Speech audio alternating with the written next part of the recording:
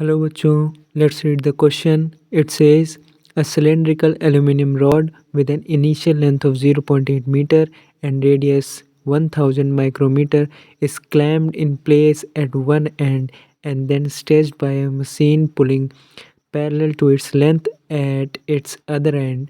Assuming that the rod's density, mass per unit volume, does not change, find the force magnitude that is required of the machine to decrease the radius to 999.9 micrometer. The yield strength is not exceeded. E of aluminium is equals to 70 into 10 की power 9 Newton पर metre square. तो basically इस question में एक aluminium rod है जिसके length के along हम एफ फोर्स लगा रहे हैं, जिसकी वजह से हमारे सर्टेन चेंजेस आ रहे हैं और हमें वो ही एफ फोर्स बताना है। तो चलिए बेसिक से शुरुआत करते हैं। की कॉन्सेप्ट जो कि है स्ट्रेस स्ट्रेन प्रोपोर्शनैलिटी, यानी कि stress is equals to E times strain, where E is coefficient of elasticity. इसी से डिराइव रिजल्ट मिलता है। अगर हम स्ट्रेस की जगह फोर्स बाय एरिया डाल दें is equals to E times strain की जगह delta L by L. It implies यहाँ से हमें फोर्स की वैल्यू मिलेगी F is equals to E A delta L by L. यानी अब हम इसी एक्सप्रेशन की मदद से अपना फोर्स निकालेंगे। तो आइए गिवन पे नज़र डालते हैं। गिवन है हमें density does not change, it implies density is same, और मास तो सेम है ही, एंड मास सेम, क्योंकि मास कहीं जा नहीं रहा।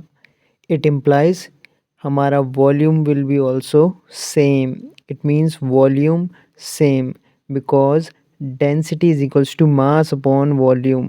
Density is equals to mass upon volume, and density and mass is same, it means volume will be also same. V initial is equals to V final. अब यहाँ से V initial को लिख सकते हैं A initial into L initial is equals to V final को A final into L final. It means pi R initial square into L initial is equals to pi R final square into L final. यहाँ से हमें L final by L initial की value मिल जाएगी R initial का square divided by R final का square. ये हमारा फर्स्ट रिज़ल्ट आ चुका है जिसको हम आगे यूज़ करने वाले हैं। फोर्स का एक्सप्रेशन फिर से देखते हैं। Force is equals to E times A delta L by L, यानी यहाँ पे डेल्टा एल बाय एल हमें निकालना पड़ेगा। तो डेल्टा एल बाय एल हो जाएगा delta L is equals to L final minus L initial upon L initial, यानी कि L final by L initial minus 1।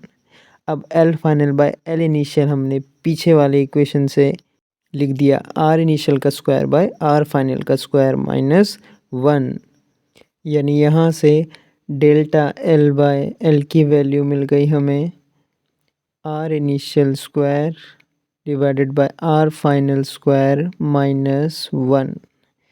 अब बस इसको फोर्स की इक्वेशन में पुट कर देते हैं। F is equals to E A delta L by L की जगह R initial square by R final square minus 1। इन सब की वैल्यूज़ पुट कर देते हैं क्वेश्चन से। F is equals to E की वैल्यू 70 इंटू 10 की पावर 9 इंटू एरिया की वैल्यू पाई, रेडियस है हमारा 10 की पावर माइनस 3 का whole square into R initial हमारा 1000 का स्क्वायर अपॉन आर फाइनल 999.9 का स्क्वायर माइनस 1। इस पूरे एक्सप्रेशन को सॉल्व करके हमारी एफ़ की वैल्यू आएगी nearly equal to 44 newton, which is the answer. That is our answer is 44 Newton. It is our answer. So I hope you understood it well. Thank you बच्चों.